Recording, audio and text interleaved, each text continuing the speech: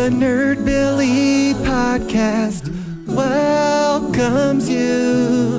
The best damn podcast in the world just for you. The script is lame. They paid me to sing this tune. I'm not wearing pants.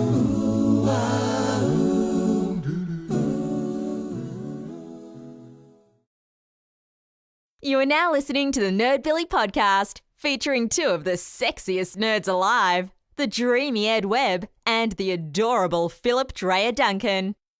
All right, boys, get in there and thrash around a bit. Lord. Lord am I. All right, I think we're live. We are live. Introductions. So you can do like an official introduction and clean this up, or are we just going to roll with that? Well, I don't know. Do an official introduction, and we'll see what sounds better. I thought you did the official introductions around here. Oh, well, okay. You introduce you, and then you introduce me. I'll introduce Jason. This is already getting too funny to cut. Hello, everybody. My name is Edward Webb, and I'm here with the Nerdbilly podcast. This is our second annual episode, if you will. Second annual? Yeah. As in year? That's proper grammar, isn't it? Well, no, it's not, because that would imply that we did one a year ago. Oh, well, I suppose you're right. Can't bitch at the technicalities in math. Are you going to introduce me or just be stupid the whole time? Well, I could be stupid the whole time, but you can introduce your own damn self with a couple of co-hosts today. So, I am Phillip Drayer Duncan, the other host of the Nerdbilly podcast, and we have our first guest today. We have Mr. Jason Reese. Say hello. Hello. Yeah, all right. He's excited to be here, apparently. Oh, indeed. Oh, can Jason. you blame him? I mean, we do have a great repertoire on the internet. This is my first podcast, so I'm actually super excited to be here. Jason Oh, is wonderful. a longtime friend of mine, a fellow nerd and hillbilly, along with Ed and I, although Ed doesn't really claim to be a hillbilly. So, Jason... Well, it's just the only hills are miles away. I used to live next to Red Hill, and that was pretty shitty. So I want to kick this off since Jason's on, and I'm hoping he'll be on many times. He'll probably be our most frequent guest, but I have a really funny story to tell about him right out the gate. Oh no, here Wonderful. we go. God damn it. He already knows. You gotta open everything involving my name with that. Every time you're like, hey, meet Jason. Here's a story for you about Jason. This pretty much defines who I am from here on out. This is ridiculous. It's so funny, though. So, a few months ago, we had our big annual float trip that my father and I host every year. And it basically, we have people come from all over and come hang out with us, float the river, and there's a little bit of drinking involved, just a wee bit. And, we've had people come from Russia. We've had people come from the Philippines just to come hang out with us for this big event we do. So this year, on one of the nights, I was one of the last people to go to bed. And unbeknownst to me, usually everybody comes and brings tents who are from out of town. But all my local friends just, we'd kind of crash in the house. So unbeknownst to me, several people had passed out in my room. So I come in, and I'm stepping over bodies, pretty much waking everyone up. Jason's the only person I get by that I thought I didn't wake up. And he is sleeping on the floor parallel to my bed. And I get into my bed, and I get comfortable, and I get ready to go to sleep. And all of a sudden, this hand just grabs my ass, and I go, there is a hand on my ass. And there's just silence for a second. And then I hear Jason's voice say, pillow?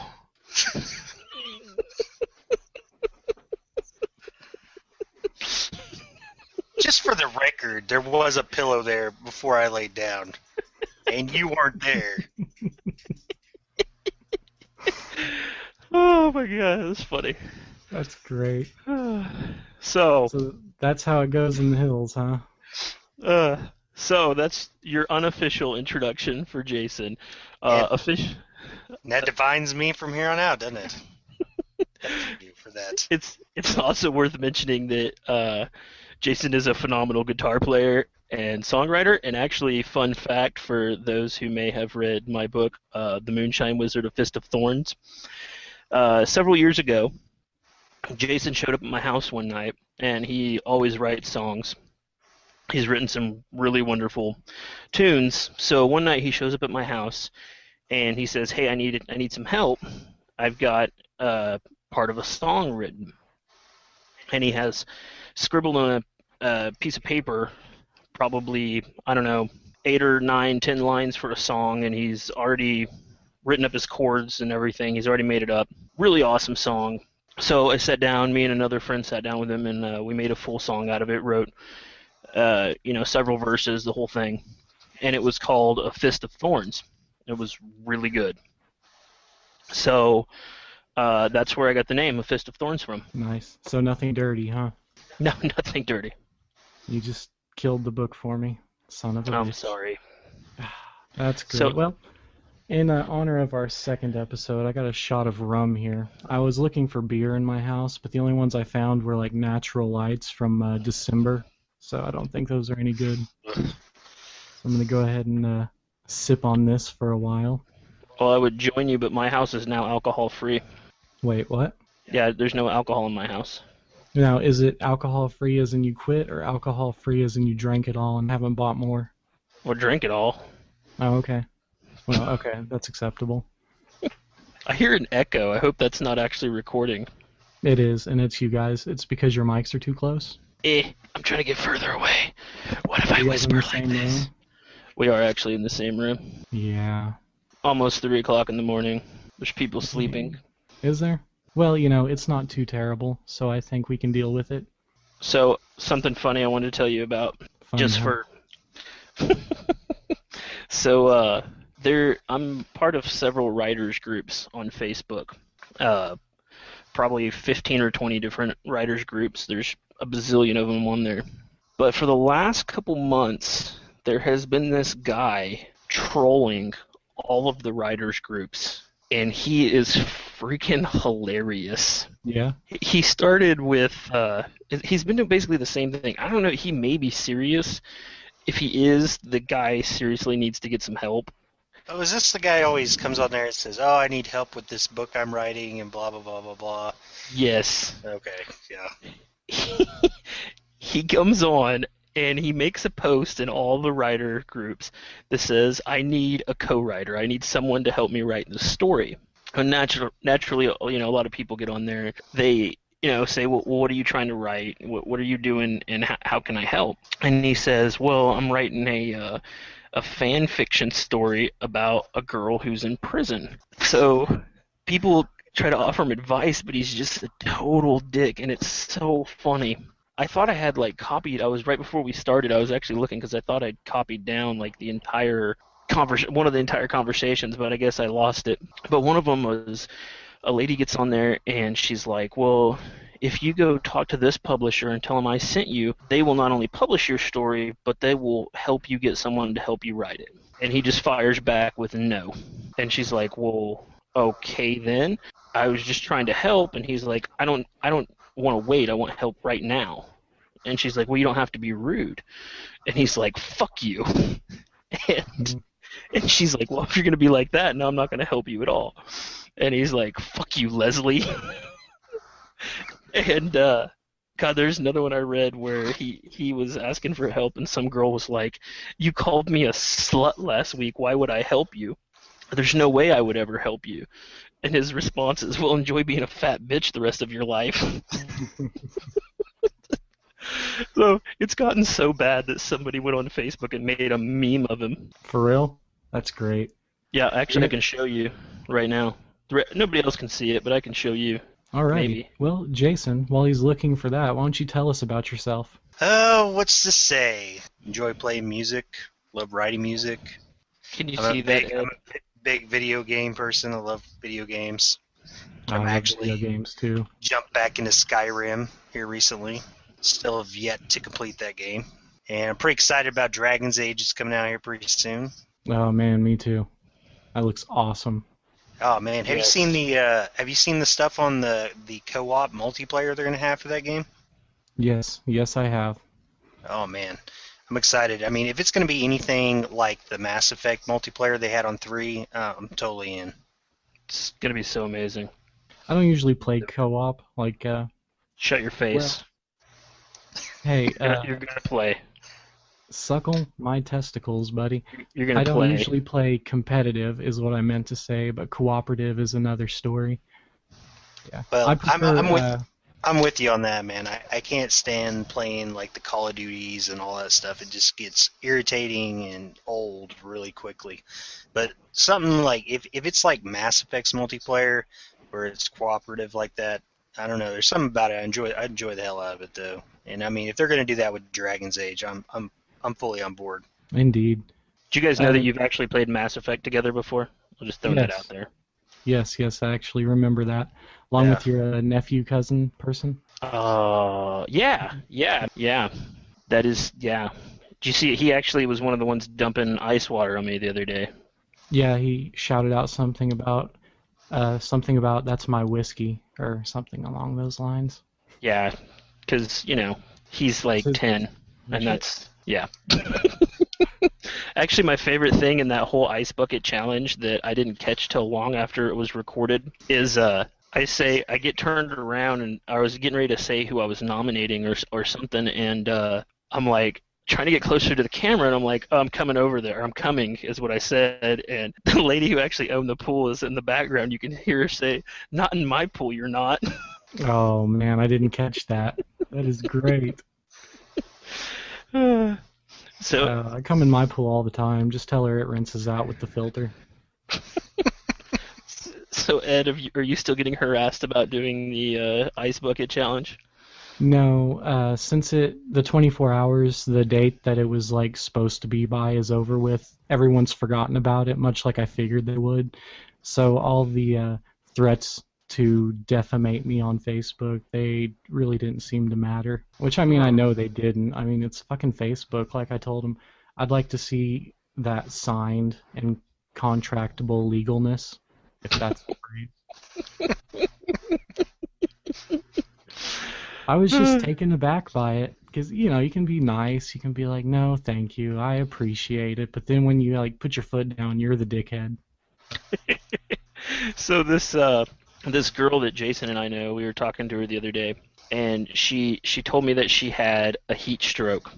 She got And I was too like, hot. you did not have a heat stroke. She's like, yeah, I totally had a heat stroke. I'm like, no, heat stroke is pretty serious stuff.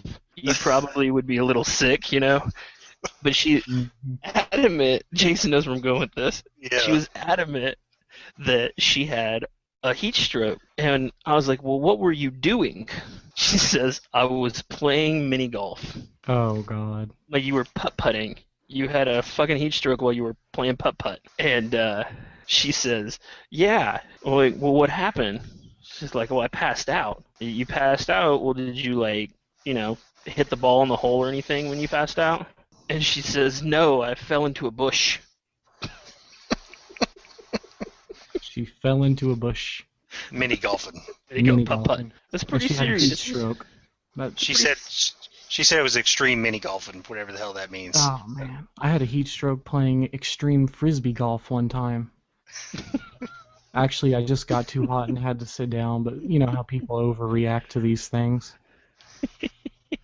It's bullshit because you know those people that are always like, I got food poisoning, but in all reality, they just ate fucking too much. It's ridiculous.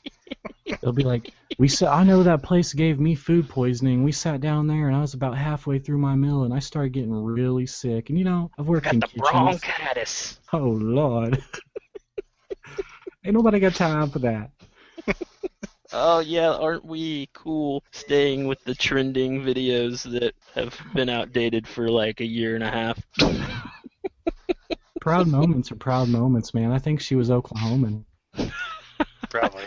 Speaking of being an Oklahoman, so I saw that article today I sent you, Ed. Yeah? And I'm just going to go ahead and throw a nice big fat what the fuck on that. Oh, don't worry about it. The Purge, the Oklahoma Purge. That is, if that's a real thing, that is the stupidest thing I've ever heard of. It's kind of a real thing. I read another article about it about a week ago, and they interviewed a college student at OU, and she was all like, yeah, like I didn't believe it at first, but it's totally a real thing. There's like an Instagram for it and everything.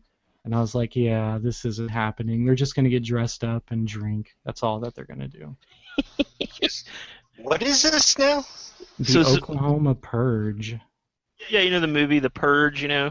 Yeah. So supposedly a bunch of jackasses are getting together, and they've decided that that's going to be a real thing. At least that's the rumor. Like, and the police are. It's enough of a rumor. The police are actually having to investigate it. But here's the thing: in that movie, that is the law. That's how the government's set up. You can't just decide, hey, we're going to have a fucking purge. It's not the same thing. I think the idea is if they get enough of a mob behind it, the police will just sort of ignore it, you know? Because that's what will happen. Well, I mean, there's ways to get around it. I mean, if enough people wanted to do it, they'd just go do things like that and be gone before the cops get there. You know, it's just that simple. Is it like 7 minutes for police to respond to something? Dude, your cat is really working itself right now. Whatever's there is either gone for good or there to stay. What's wrong with the dog? Just really going to town right now. He really is. Well, you got to understand, he's been burned out since he was a kitten. So pretty much his life consists of being petted, being cuddled, and being prim and proper. Since he's had his cuddles and pets for today, it's time to be prim and proper and recharge for tomorrow's pets and cuddles. So about the Purge, I don't think it's going to be that big of a deal. There's going to be isolated incidents of vandalism, public drunkenness, and at least 3 hillbillies. That's kind of a slur on this. So at least 3 dumbasses that are going to be completely fucked up and try to do something illegal, and then they're going to tell the cops, well, it's the Purge. It was all over the internet. It's the law. And the cops are going to be like, you're fucking stupid. Oh, that's fascinating. Here's our jail cell. Out of all the states that are going to try something like this, they're going to try it in Oklahoma. That's what No. It's already been tried. 2 weeks ago, let me check the date on this. The first one was in Louisville, Kentucky, August 13th. I believe that was the day before we had our first podcast. So that tells you how big of a deal it actually was. And it was in Louisville, Kentucky. It was all over the news, all over the local news, radio, flyers, ignorance, all that good stuff. But pretty much the only thing that happened was bands of drunk people walking around dressed similarly to what's in the movie. So, I mean, that's about it. Well, you know, after that, what was that stupid movie called? Project X. You know, there's a bunch of jackasses that tried to do that, too. A lot of them pretty much just got arrested. Oh, yeah. Well, after that movie, A Clockwork Orange, I'm sure there was some British people out doing drugs and raping bitches. And, you know, it didn't start any movements. But I worry. I worry because this is Oklahoma, and we have a lot of meth-addled people and a lot of bath salt users. So we might have a bath salt zombie outbreak during the Purge. That would be something to see. I'd like to see that. That's all right. You've got a lot of, I guess hillbilly's not the right term, but you got a lot of dudes with guns, so... I was going to say, I live in Oklahoma, and if anybody came even close to my neighborhood, they would even make it out. There's no way. No, I'm not discrediting that. I'm just talking about what people will attempt to do, because there's no fucking way they're going to make it out without a bullet in the ass. It sucks, though, because I live just down the street from the police station, so I'm not too concerned about that night here at my house, but I have to work that night, and I have to work in Canadian County, which is the county that the interview was based out of, so I worry about some, you know, purger trying to steal some copper because all crime's legal. All crime's legal, so that's what I'm going after, is copper. Hey, copper prices are skyrocketing. So it keeps me in a job. By the way, I'm just going to go on record saying your freaking cat is killing me. Oh, it heard me. No, I didn't hear you. It's looking at the ghost. Oh, wait. Is it going back at it? No. Yeah. Oh, no. Change its mind. It's done. It's done. He's just readjusting. He's gonna go for his crotch, I bet. So you told me that you wanted to talk about the River City Comic Expo. I did? You did. When did I say that? You said, hey, you're at the River City Comic Expo. We should definitely talk about that on the next podcast. Yeah, you're right. I did say that. Hey, Philip, I heard you were at the River City Comic Expo. Oh, really? Since it's the next podcast, I was thinking you could tell us about it. Well, it was in Little Rock, Arkansas. Clear Channel Metroplex, I think was what the place was called. It was a cool event, man. It was a one-day deal. Usually I do the conventions, but this was a little different. Expo is more of like a vendors kind of thing. But there was probably probably a good 100 vendors or something. And you had everything from there's probably 20 writers, a good 20 artists, comic book artists. There's comic book writers. There was people selling old action figures and the whole bit. Huge crowd, wonderful crowd. A lot of great cosplays, including Jason. Yeah. Potato Sack Jason or that Jason? I thought you meant Jason Voorhees. No, I mean Jason on the podcast with us. Yeah, Oh, I okay. just dressed up as Bane. Oh, was that you? Yeah, I dressed up as Bane. Figured it was a nice touch with the bald head and everything. And luckily, there was actually a Batman there, a Joker, and a Catwoman. And yeah, we got our pictures taken almost the entire time I was there. Plus, I got drug into a ice bucket challenge with a radio show host, which I guess he was challenged by someone else, so we had to go out there and dump ice water on him. He was doing some boy. sort of. He was cosplaying Santa with blood all over him. The radio DJ. I see nothing wrong with that. I saw the pictures. I saw the plus-size Batman and all the other guys there. It looked pretty interesting. I wouldn't mind going to something like that. But then at the same time, I really would mind going to I know, something like you that. don't like to leave. Did you see the picture of the Ninja Turtle family? Yes. I loved the Ninja Turtle family. That was the coolest. Have you seen the Ninja Turtles yet? The No, I new haven't one? watched the new one yet. My brother said it was okay at best. That's what everybody keeps telling me. They keep telling me just to wait till it comes out on DVD. But you know what I did watch recently? Jason and I both actually watched all 3 of the original movies. Oh, yeah? Yeah, and they're still awesome. You didn't watch Maybe- the straight-to-video 4th one? Oh, the cartoon? Well, I think it was... They did a live It had action? a chick in it. A female turtle made her debut. Oh, no, I don't know about that business. Yeah, well, it was straight to video, and I think it was live action. I could be wrong. No, I bought a DVD and it had the 3 movies and then it had a cartoon like a CGI 4th one. I guess it was CGI. It was really good though. I was pretty impressed. But yeah, they were still fun to watch, man. It's weird. It's weird watching something like that because I hadn't watched it since I was a kid. And so as soon as the first one starts, there's just every scene brings back all these crazy childhood memories. It was weird. So did you watch the first one and then the second one when you were a child? Yeah. Yeah. Okay. I have this weird thing with me, I guess, personally, is I was too immature to watch Ninja Turtles 1 when it came out. I watched it with my brother and he was really into it, but I think I was too young to really enjoy the grim darkness of it. But then the second one came out, the Secret of the Ooze, and it was just comic-y and campy enough that I loved the fuck out of it. So I always liked it better than the original one. Really? Yeah. I loved It's like that the with all original. threes, you know. The second one I always really loved, and then the third one always lacks, except Mass Effect. That's the only thing that's a trilogy that got it right on every single account. Yeah, so I don't know what else there was really to say about River City, if there was anything else to tell you. Well, did you about a- meet anyone cool? Like any vendors or anything that will help further your career? There's always a lot of cool people to meet. I bought a Wolverine toy Oh, yeah? because I'm not 27 years old. Oh, I bought you that Wolverine poster too. Oh yeah, not even a poster. It's a full-size Wolverine cardboard cutout.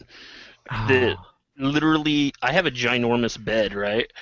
Right. And I didn't know where to put this thing, so it's literally just taking up the other side of my bed I don't sleep on.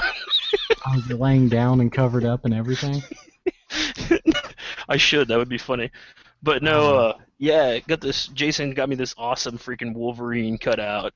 And so the toy, though, I was walking around, my sister and I were walking around, or I guess, I don't remember, maybe Jason and I were walking around. Anyways, I saw this Wolverine toy. And when I was a kid, when the the X-Men cartoon came out, I was quite obsessed. And naturally, I wanted X-Men toys. So I went and bought the Wolverine toy. Well, my mom bought for me the Wolverine toy. Took it home, super excited, played with him for 5 minutes and broke his arm. So back to the store we went for another one, which I got home, played with for 5 minutes and broke his arm. Now to be clear, this is, Wolverine in the yellow costume. Yellow and blue, yeah. Yeah. So I had a toy of him in the brown costume, but it had like limited mobility.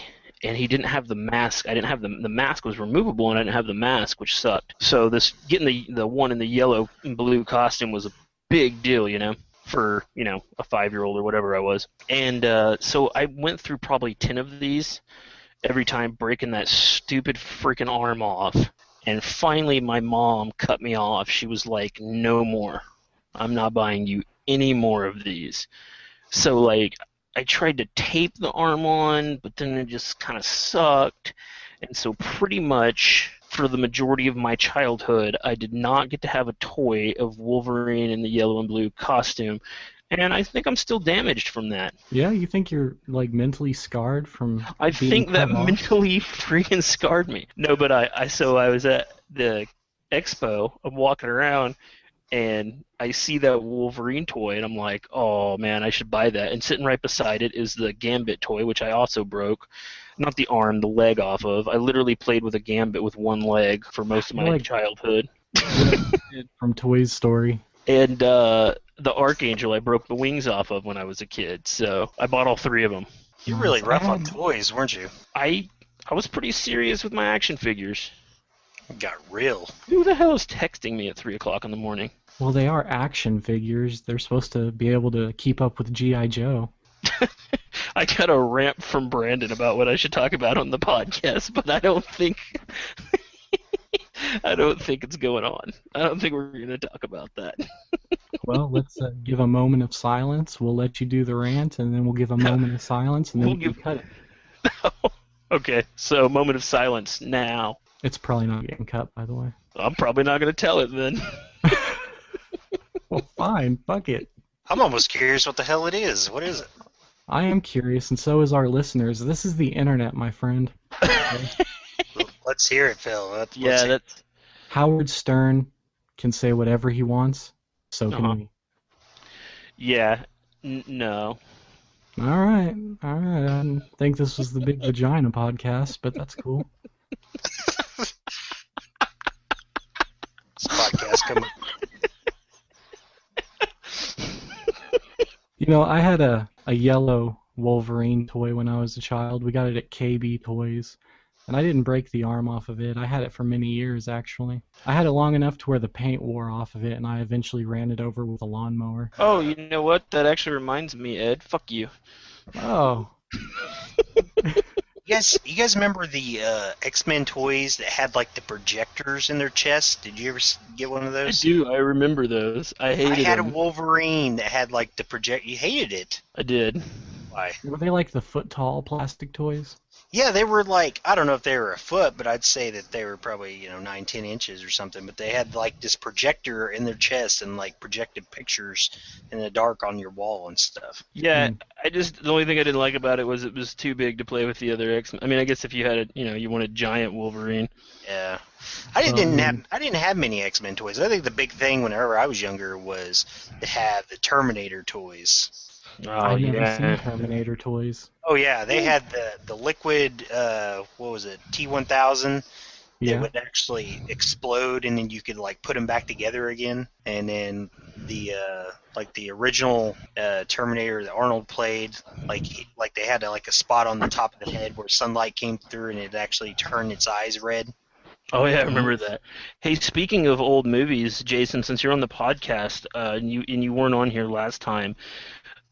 Ed had a really enthralling whole spiel about Raiders of the Lost Ark. Would you care to go back into that again? Sure. essentially, my wife, who had never seen Raiders of the Lost Ark, wanted to watch it because, well, she likes Han Solo, and it carries over, right? So we watched it. It was pretty good. That's the whole thing. That was the spiel. That was the rant, yep. Well, we recently also watched Alien, and it was her first time to watch Alien, and she liked that a lot better. I mean, who wouldn't? Like the original with Sigourney Weaver and... Yeah, Alien, the original. Oh, wow. The best one. I used to ask random strangers if they thought I looked like Sigourney Weaver. Oh, yeah? Oh my God. I would. When I was at work, I'd go up to random customers and I would be like, "Hey, do you think I look like Sigourney Weaver?" Wow. I can't believe you didn't get arrested. You know how many people? You know how many people were actually like, I could see it maybe if you shaved your head. She got more action once she got her shaved head than in any other of the movies. So I finally got around to watching the newest Spider-Man and the newest Captain America this past weekend. Well, Spider-Man can lick my behind, but how was Captain America? You didn't like Spider-Man? Well, I just haven't got into the new trilogy. It's pretty good. Yeah, you think so? The only thing I don't like, I don't like how the villains look. Like, I'm not really impressed with what they've done with the villains, but I think story-wise and, action-wise, they've done a pretty good job. The guys they had playing the villains, they did an awesome job, I thought. But Yeah. I'm with you on the costumes; they were kind of lame. But the new trilogy, if you get a chance, Ed, you should watch it because it at least makes up for the old one a little bit. Man, I mean, it's worth a watch. it's hard for me to watch movies. It really has to jump out and grab me by the snarglies for me to watch movies anymore. Because it's like the entire time I'm sitting there thinking, I could be playing a game right now. I have that same it's really hard for me to sit down and watch a movie because there's usually just too much stuff going on for me that I need to do. But yeah, I watched both of those this week and they're good. Captain America was really good. The answer to your earlier question. I really liked the first one. I thought it was pretty good. I like this one considerably more. Yeah, well, that's good. Let's see, what's the last thing I had watched? I watched Evil Dead, the remake again, on Blu-ray this time, and it's amazing on Blu-ray. Better than when I saw it in the theater. Like, there's at one point where one of the chicks pees herself because she gets taken over by the demon, so she just pisses all over the floor. And on Blu-ray, you could see the steam rising up off of the piss off the floor, and I was like, damn. That's detailed as hell. It's the little things. It's the little things in life. Like when she cuts her face off, you can see little parts of, we just don't need to get into it. Kind of want to hear it. This is the new one they just did? Yeah, you haven't seen it? I think I have, but I don't think it stuck out to me though, because I'm a big fan of the old ones, especially Army of Darkness. I love those movies. Yeah. Are you one of those people that's like, it's a reboot, therefore it sucks? Well, I haven't seen many reboots that have been that great. The Spider-Man thing, it was a little better. I wouldn't say it's the best thing I've ever seen. And the Batmans, I don't know. I still don't see them as what Michael Keaton did. I still love those movies, I think, better.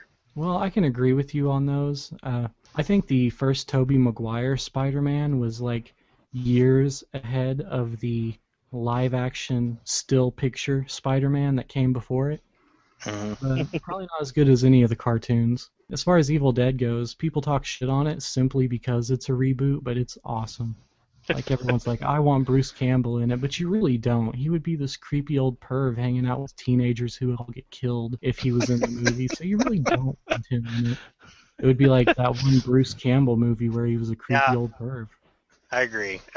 But still, the old ones are still good, even though the special effects are god-awful. I don't know if you've watched any of the DVDs since pictures gotten better since VHS. Oh, my God. Some of the special effects they come up with, oh, my God, they're horrible. My brother has, like, every DVD edition of Evil Dead and the VHSs. He's obsessed with them. I really like the first one more than the second one. A lot of people love the second one, but I prefer the first one, if anything. But Yeah, I'm also weird because I like the new Halloween, the newest one by Rob Zombie, way better Oh, than yeah. the original. Oh yeah. Yeah, I like it too. Yeah. Shit. No, it's not shit. It's awesome. No, It's you know why? Frankenstein. You know why it's better? Yeah.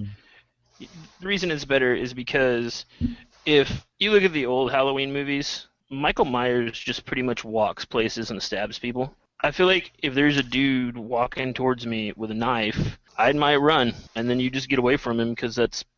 I mean, he would appear someplace magically afterwards, but he pretty much just walked. And this new Michael Myers, like, kind of just plows through walls and shit. It's much more intimidating. You remember the thing about that, Phil, was that you had to watch the actual unrated like version of that movie to actually see him like going through walls and stuff. Because I think they cut out that entire part if you just watch the regular version of Halloween. That sounds right. I think I remember something about that.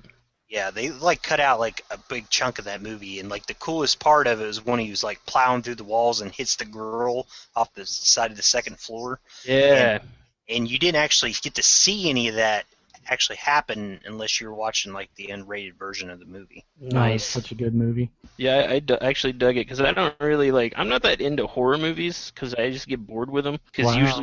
I thought we were friends. it just usually amounts to just people being stupid. Hey, Well, I'll watch Tucker and Dale vs. Evil any day. Yeah, I still haven't seen that. So The reason good. I prefer horror movies is because there's no drama. It's just simple, clean killing. Yeah. There's no like political overtones or boring Hey, I love, stories. It's just fucking and murdering.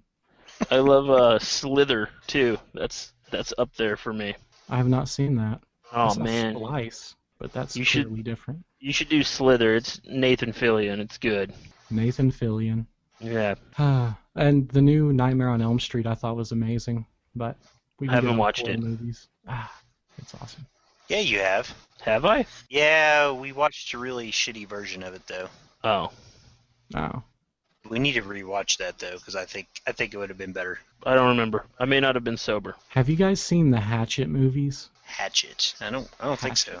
Hey, actually, since we're on the whole horror movie thing right now, I was going to mention something. Keep talking. I'll find it. Hold on. Okay.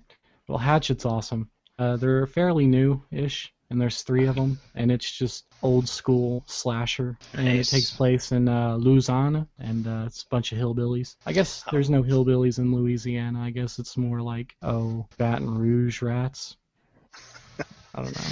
I don't know Well, any put good it- slurs. Put for it that. on my list then. Have you seen? What's your thoughts on The Hills Have Eyes? Seen I that? enjoy them for what they are. I don't necessarily like the original Hills Have Eyes 2 because it was just a little out there. But Mhm.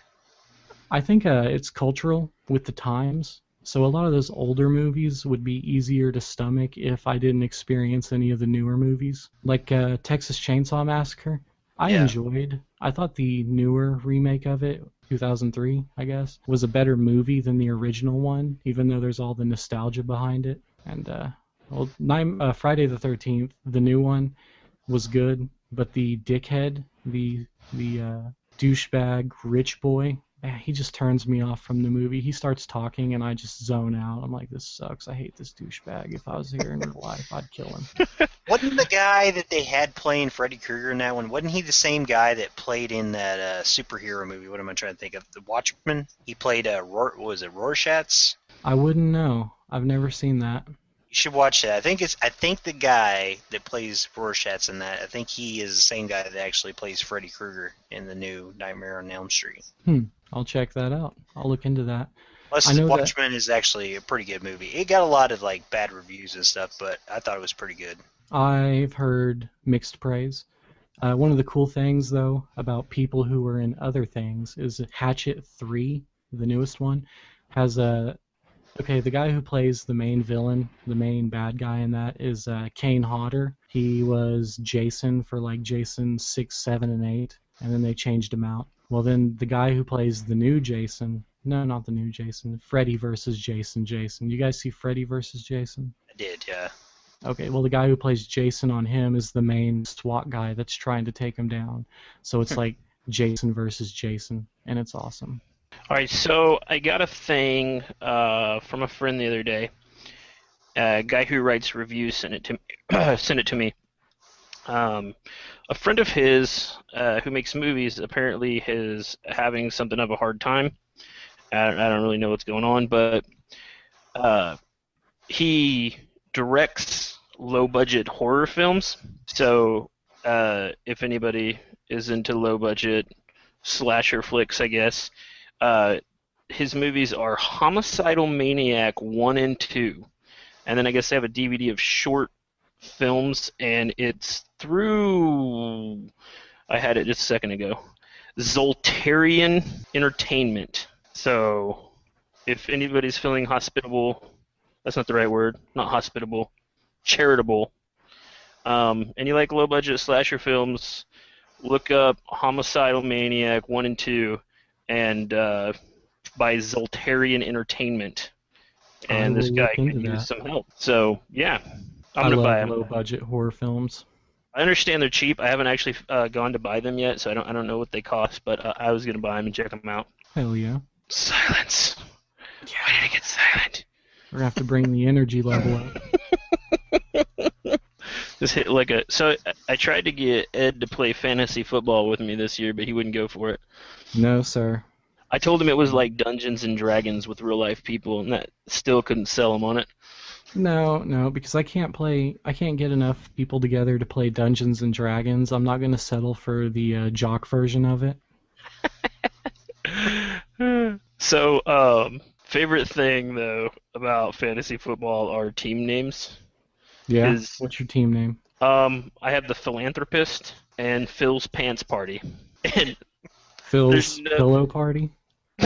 There's another one in my league. It literally almost had me in tears. Trim Reggie's Bush. Because there's a football player named Reggie Bush. But one of the other best ones was a little bit of like a Pokemon reference. And there's a football player named Jamal Charles who's really big. And the guy named his team Gotta Catch Jamal. That was pretty good. Oh, boy. I couldn't tell you anything about football or who hits the most home runs or which goalie's the best, but I understand a lot of people enjoy fantasy football. It's actually, cool. Yeah, so I've never been a big, like, NFL guy. Never really, I mean, I always liked football, but I've never really been into it. Last year they conned me into playing, and it actually ended up being a lot of fun, so I'm playing again this year. Well, rock and roll. Jason, do you play? This will be my first year. They talked me into it, and I'm like you. I don't know anything about anything sports-wise. Yeah, that's so stereotypical of us nerds. It's always like, sports, girls. Okay. You're one of those ladies. Yeah, but I'm going to give it a try this year, see how it goes. They're supposed to help me out with this, so we'll see what happens. Hell yeah. A lot of people like it, and that's cool. Rock on. More power to them. I can't do it. So, Ed, after the last podcast, guess what I got inspired to go do? Baseball batting mailboxes from your passenger window. No. And actually, let me just throw out for the record, I never did that even when I was a teenager. I always thought that was the stupidest thing. Like, what? Why? Why do you want to bash a mailbox? Yeah, what is this, the 50s? What?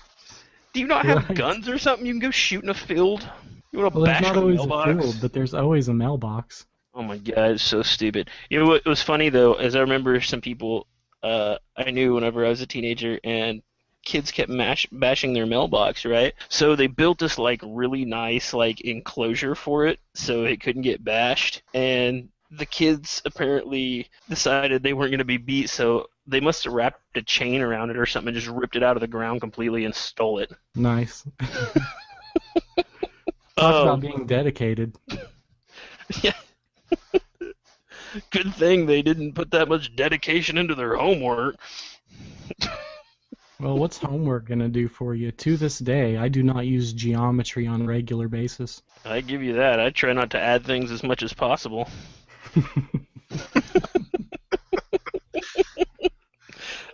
So what I was going to say was, we talked about David. Did we talk about David Gemmell on the last podcast? I felt like we did. We talked about Waylander. Okay, so I went and read The Quest for Lost Heroes again.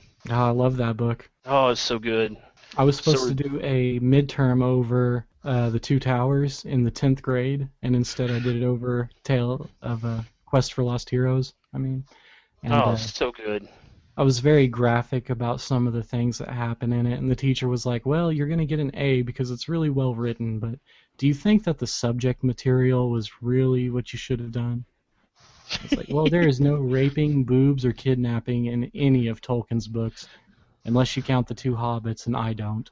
Hey, when I was in high school, we had to write a short story for English class, and I wrote a short story in which our teacher became a monster and tried to kill all of us, and one of the kids in class shot her and killed her. Oh, boy. And I thought for sure that I was going to I was going to get suspended at the very least, but I take it you weren't the teacher's pet then. That's what I'm gathering out of this. Actually, very surprisingly, she gave me an A. Holy crap. Well, you gotta appreciate that.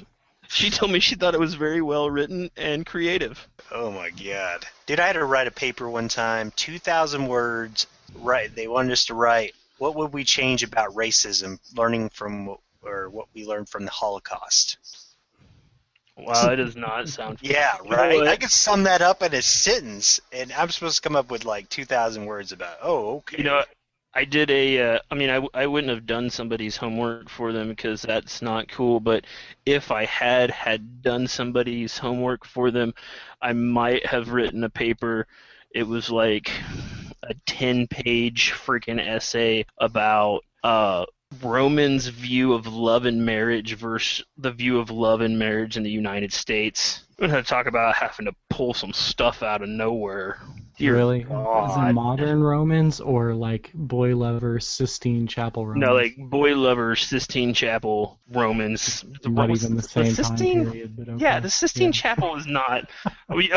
You said it, and then as I was repeating it, I was like, he's not right about what he said. Now I'm saying it, and we're both not right. But at least we both caught ourselves. I ain't learned too much of nothing at school, but I tell you this, if that dang Socrates was so smart, how come he done drank the poison? Because he knew it was poison. That ain't smart at all. He's dumb son bitch.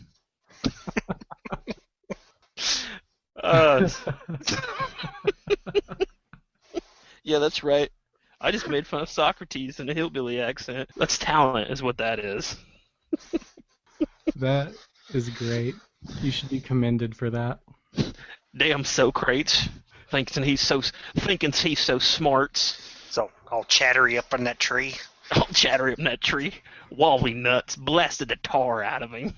Yeah, that's right. We just did a Socrates joke and pulled lines from Squidbillies. That's why you're listening to this podcast, folks. It's quality. Oh, Squidbillies. Truck nuts. Tugboat truck. Tugboat truck. Swayze crazy. Do the moon dance. Do the moon. Wash the truck, but don't touch the boat. That's my son bitchin' boat. Shouldn't that fish be in water? Yeah, maybe if he was the one calling the shots.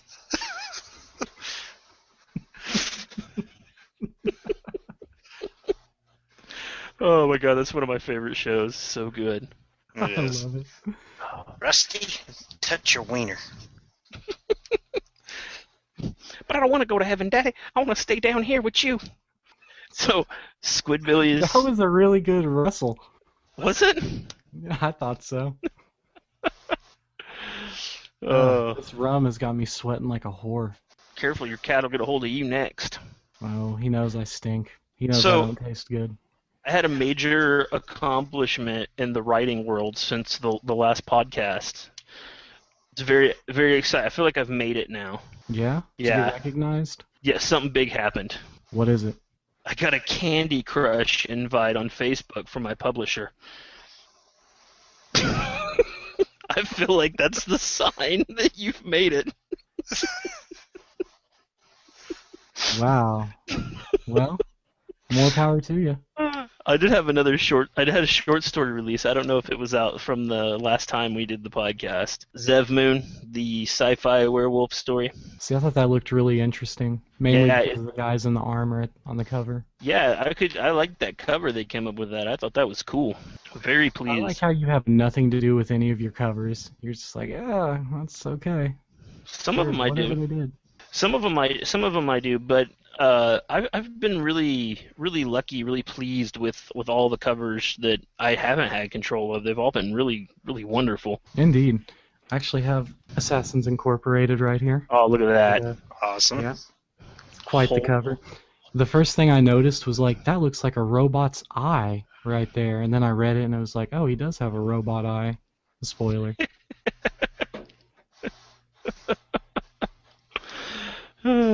Yeah, that was probably my favorite cover that I had nothing to do with. Yeah? Well, I did get to ask you. choose. They let me choose the artist for that one. That was pretty neat.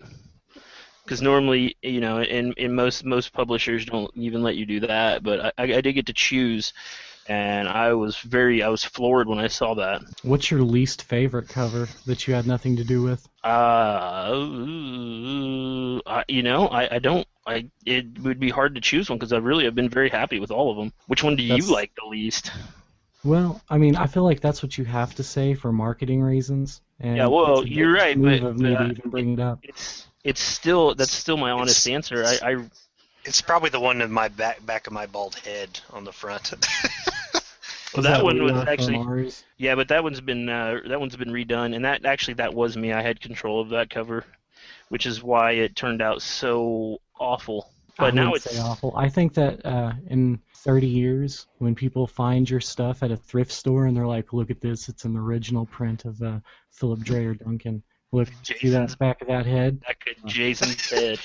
that head just pops. This head Makes the cover alone pop. makes it worth millions." So, you're talking about school, and it reminded me of what I got in school suspension for when I was in high school. And I figured you'd appreciate this, Ed. So I got elected science club president. Oh hell, Which science! was weird. They elected you to lead them. Yeah, and then I recruited over 100 members to the science club. So what you're saying is feel there's like no this- physicists coming out. I feel like that was a record. But what I didn't plan on was that I was going to have to do a lot of work because I was the science club president. So one of the things we did is we ran a canned food drive for charity, right? So, all the teachers throughout the whole high school were giving people bonus points for bringing in these cans. So during one of my class periods, when I was actually in science class, I got to take like 6 other guys, and we, went around the school and collected these cans. And then we took these cans that we were supposed to be collecting for charity, and we took them back to our own teachers for bonus points. And then just, walked right in behind ourselves and collected them again.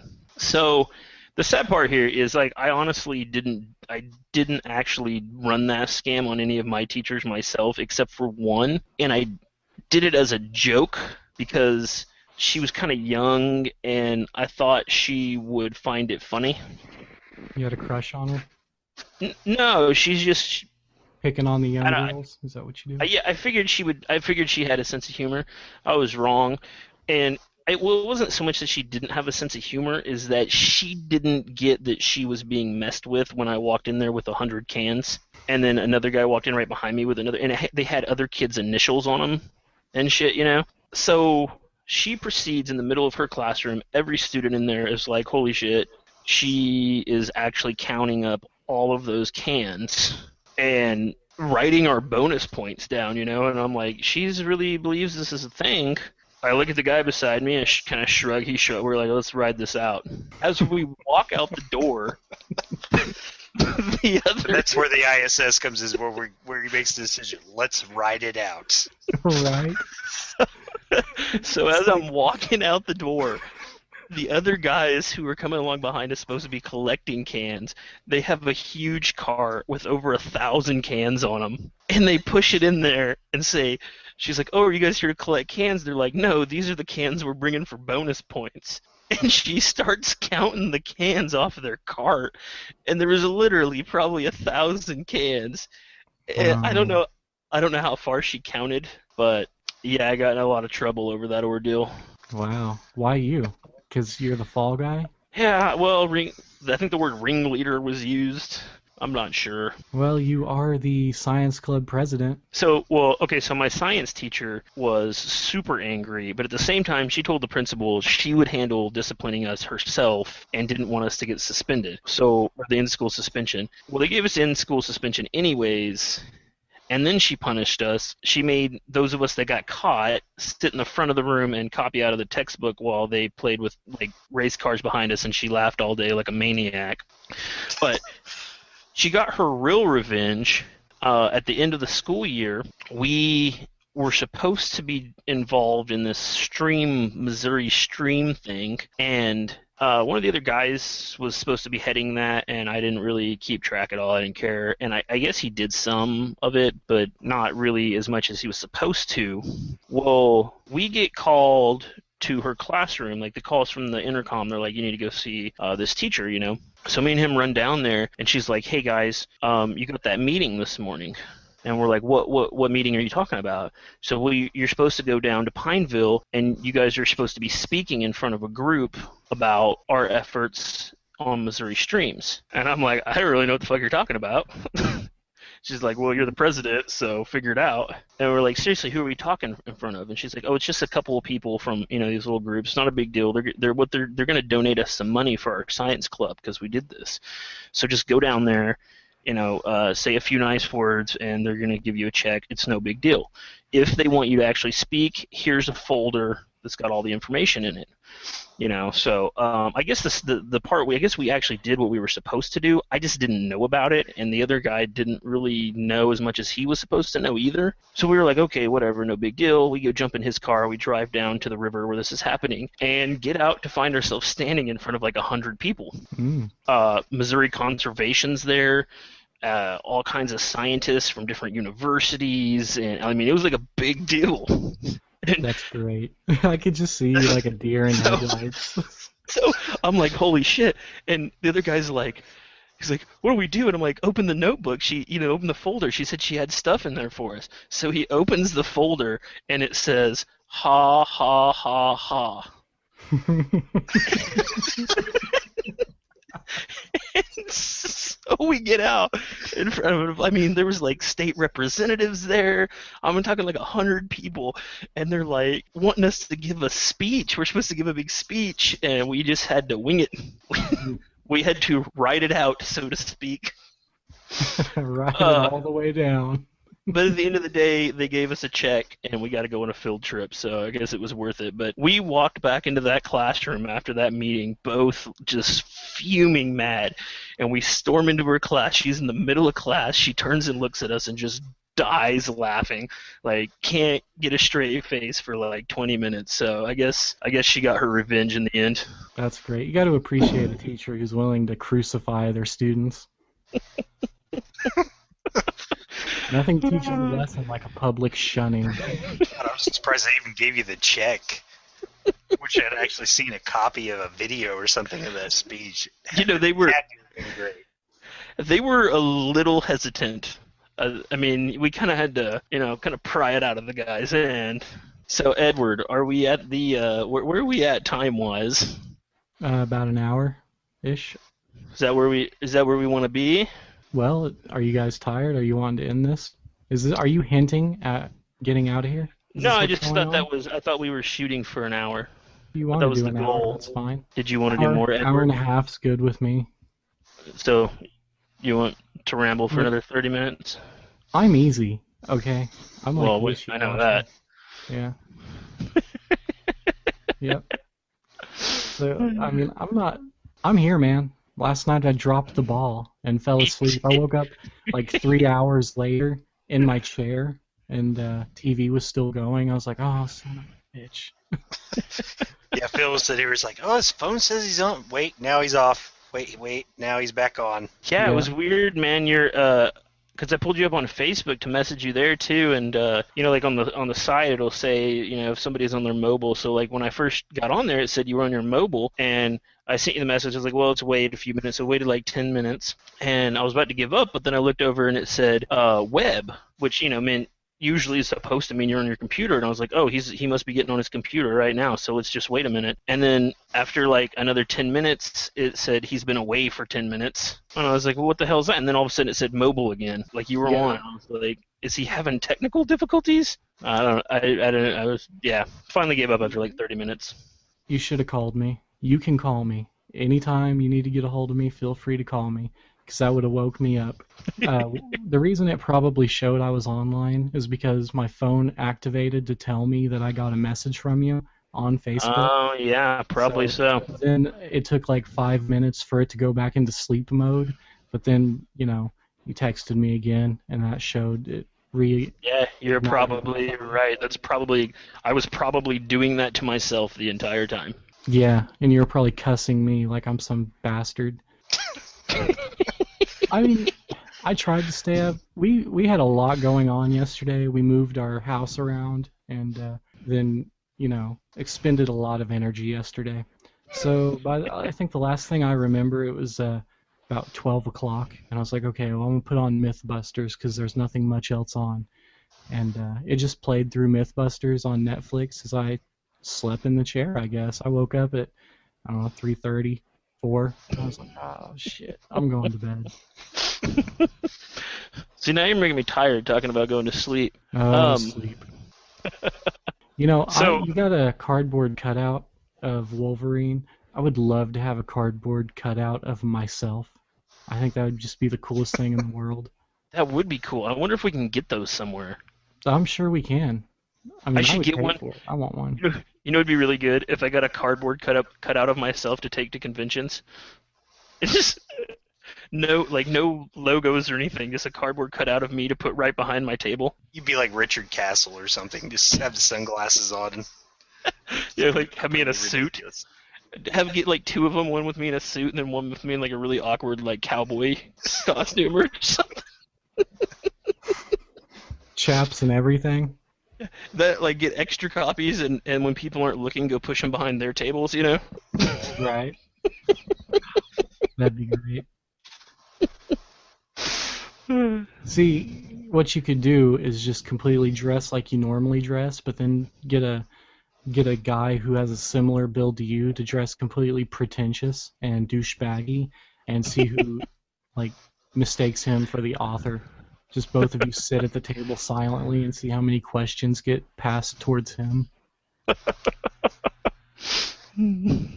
So Ed, when we went to Little Rock, we went into this restaurant. It was called like Ray's Not Tex-Mex or something like that. Anyways, my sister was wearing her OU t-shirt, and when we walked in, this guy stands up and he's like, "Oh my God!" and like points at us. And we're all like, what the fuck just happened? Well, what is happening now? And he runs up and he hugs my sister. And we're like, what is going on? And then I see he's wearing an OU shirt. And that's what it was. He was an OU fan. And apparently living in Little Rock for the last few months, we were the first OU fans he's seen. And was just completely flabbergasted. I would be fucking furious. If someone just like ran up and touched me, I would be fucking I think he asked permission. I think he did ask permission. But it was strange. It was a strange occurrence. Last time someone tried to touch me, they got put on the ground. And that was my wife. No. No, I'm a stranger. I mean a stranger. My wife touches me all the time. I don't need to know about that. Hey, when are we going to have your wife on the podcast so I can meet her? I'm not comfortable going from talking about my wife touching me to you asking to meet my wife. That's not comfortable. Why? That's a natural conversation transition. Is it? No. You would know this if you got out of the house more. No. See, you're just making it easier for me to stay in the house because you're telling me that if I left the house, I'd have to learn things. I'd have to change my daily routine. I'd have to put pants on? No, we're good. Wait, are you telling me this whole time you're not wearing pants right now? I have pants type cloth on. Well, let's not delve into that. I don't feel like I need any more information on that front. Like you're wearing clothes. No, I feel like podcasts should always be done in the nude. Well, if you're not nude, you're not podcasting. Which is awkward because, as mentioned previously, Jason and I are both in the same room. Yeah, it seems like you guys have that kind of relationship where it's not like you're looking at each other's dinks. Well, I mean, he did grab my ass that one time. Hello. Hello? All right, then. All right. Should have been like, nope, that's Philo. You know what one of my friends used to call me when I was a really little kid? Even before I knew you, Ed. My friend used to call me Philip Me Crevice. Philip Me Crevice? Philip Me Crevice. Which I think I actually used that in Assassin's Inc., didn't I? I haven't got to it yet. Oh. I think I used that name in there. Oh, yes, you did, but I read it as McRevis. Oh. Yeah, I was like, Philip McGrievous. Like, it's kind of like General Grievous off Star Wars. I could see where that guy would do that. So, hey, I got a new review on weren't you telling me you were getting ready to get Vanguard? Yes, I was getting ready to. So I got a new review on it. Oh, you saw that because you shared it on my Facebook page. Yes, I did. Which I also appreciate shared that, by the way. video of you interviewing with the newscaster with everyone I know. Oh yeah, Alan Matthews. Mhm. Yeah, that was fun. Talk about he pulling is- it out of your ass. Yeah, okay, so everybody gives me grief about how that thing started. Because everybody's like, well, at first we thought you were like really nervous because he asked you a question and you didn't really say much. I'm like, yeah, but he kind of opened it with like a yes or no question. I didn't realize, there was I was supposed to follow up further on that. I guess my bad still, but it wasn't. It was It the was only a thing. learning experience. Very much so. The only thing about that interview that I had a hard time with is before I went in, the night before, one of my other friends was like, made a joke from Will Ferrell in Talladega Nights when he's like, I don't know what to do with my hands, and I made the joke back to him that when I got in there, that probably would be my problem. I wouldn't know what to do with my hands, and I'll be goddamn if when they didn't start counting down to that we were going live on the air, it suddenly occurred to me I don't know what to do with my hands. Mm. So that What'd was you do the with your only. hands? You like I just put had one half in your pocket, and you had one sort of holding your balance up. It looked like you were about to pass out. It was great. Of course, like everyone who's seen it was like, "Oh, good for him. He's doing good for himself." It takes a real friend to be like, "Look at that jackass." My dad was like, "Is that the Philip that used to live next to us? Oh man." he's turned out to be a real jackass. Nope. I think they judge me. I think they're like, "What have you done?"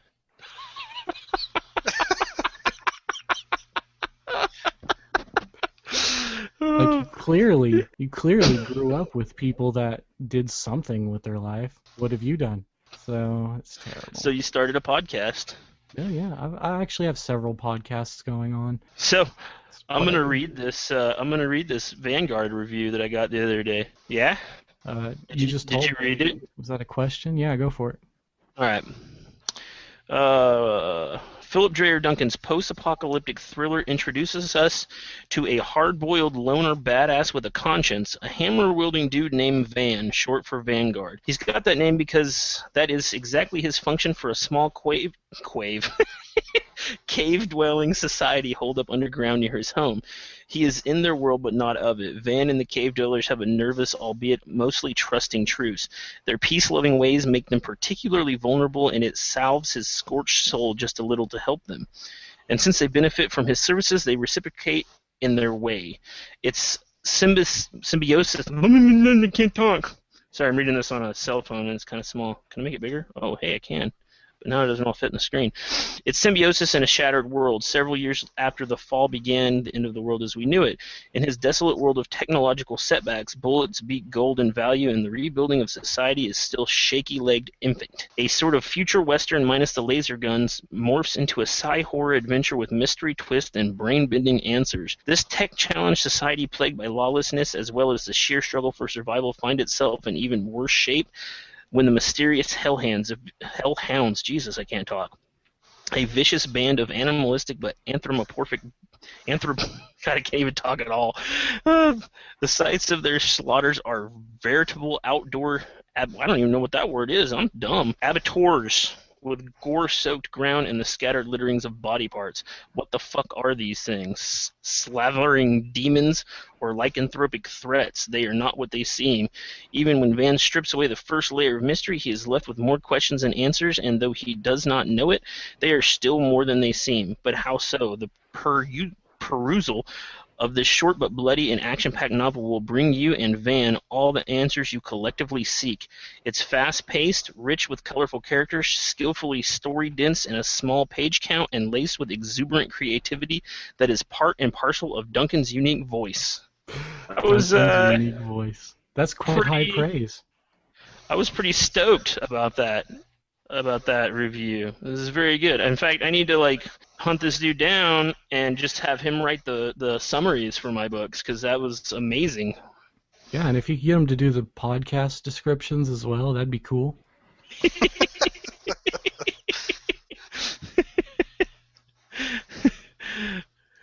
Well, you know how I told you I've been writing into that other podcast with my poo crimes? That's yes. What it is. It's like people write in and they describe horrible acts of poo-ness that they stumble across or do themselves. So I'm going to read you the first letter I ever sent them. They quoted me on this letter as being the greatest writer ever. It's great. It starts as Dear John, Mo, and esteemed guest for the week. You may call me Eduardo, and I am a long-time fan. This is my first time writing into the show. They laughed at that too. I'm not sure why I have remained some creepy lurking listener for so long. If I were to force a guess, I would say that it's because I've taken the stance that you guys are simply the entertainment. Celebrities in your own fashion who, let's be honest, truly give zero rat's asses about one more faceless dickhole sitting at home in a dark room with his headphones on, listening to years' worth of podcasts made by a few total strangers as if they're his best friends in the world or some shit. That being said, I love your podcast. You can rest assured that I have photoshopped every single image I am able to find of you guys on the internet to look as if we are hanging out.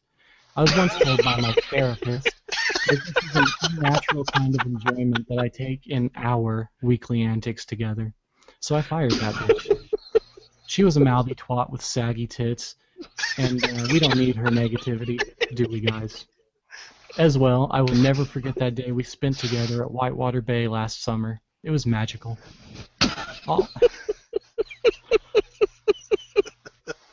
All pleasantries aside, I am writing today to inform you of a poo crime. Sadly, I am the red-handed culprit responsible for said horrendous deuce, which so nearly cost me my equally shitty job. The year was 2007. I was 20. It was my 21st year on this earth, and since I had decided marriage and work was more applicable than college at the time, I had to spend this particular year as a landscaper. In all honesty, it wasn't a bad gig, if you can get past the hot Oklahoma days, the filthy 7-Eleven lunches, and enough cheap beer to cause the liver of a young man to just give up on life and call it a day. At the time, and still to this day, I had a dream of putting together a review-style blog of every bathroom I've ever popped a squat in. For intellectual purposes, mind you, I don't have some sick fetish. So anyway, one particularly hot July day, the crew and I had just finished a payday-sized lunch consisting of a 12-pack of Natural Light and multiple jalapeno double microwave cheeseburgers, the ones you find wrapped in plastic under the microwave burritos at most 7-Elevens. I had felt fine at the time, but as time crept by, I began to feel a churning in the pit of my stomach, and suddenly I knew that there was something horrible headed for the off-ramp to, as they say, the Hershey Highway. I clinched like the Dickens and waddled in that unmistakable I'm gonna shit my britches way to the front office, where I asked the office ladies if there were facilities I could make use of. Now look, guys, I'm not sure where these girls grew up, or if anyone had ever taught these stuck-up twats to use common sense, but when a visibly overweight, half-drunk landscaper waddles with locked knees into the office reeking of either grass clippings or hefty amounts of marijuana, asking for a bathroom, then it stands to good reason that he's going to blow that bitch sky high. And I did. The opening log was the sharp, painful kind, the kind that can be compared to childbirth, the kind that you can only work your way through using Lamaze breaths, counting backwards from 10 and then pushing real hard. The kind of turd that by the time your infant-sized dump splashes down and creates what I refer to as the Oklahoma bidet, your shit slicer is so stretched like a German Gabe video, and the rest of the creamy splats fall like that hurricane that damn near decimated the poor Oriental country. Sadly, the heavenly relief I felt in the pit of my stomach after being rid of Hurricane Brownish Green Betty was overshadowed by the horrible stench that would curl your nose hairs. Even my 2 courtesy flushes did nothing to aid the office in this, what can only be called biological warfare. When I walked out of the office, I noticed that the girls seemed rather pale and had a very difficult time making eye contact with me. I thanked them politely and went back to work. Of course, since I had just marinated in the foulness, I could not tell that the smell had bled through the walls, and later that day, as I was getting ready to go home, the owner of the company informed me that I was to never, under any circumstances, use another client's restroom. I had almost lost him that contract, and the only reason I still had that job is that I was always on time, I never called in, and I had a license to drive his fleet of illegal immigrant workers from place to place, making him that money. I'm sure I could have sued as well for some sort of mental damages, or collected unemployment at least, but he didn't mention any of that. As you can imagine, I was properly scandalized and rightfully indignant. Anyway, fellas, I just wanted to share that story with you also. I would never use Photoshop to fabricate memories of us hiking in the mountains or camping by a lake. Nope, that would be simply ridiculous. I find that GIMP is a more cost-effective photo editor. Yours truly, Signor Eduardo El Grande Malaculio. All right, so I'm just going to say, Wow. that's it. We're stopping the podcast right there. Beautiful ending. I love it. Awesome. All right, well, see you later, guys. It was wonderful. Can't wait till next time. Yeah, thanks for having me, guys. Indeed. I hope you make it back. Oh, Anything you'd like to say to our listeners before we sign off? Thank you. Thank you for listening to us. All right. Thank you so much. We love you long time. So much.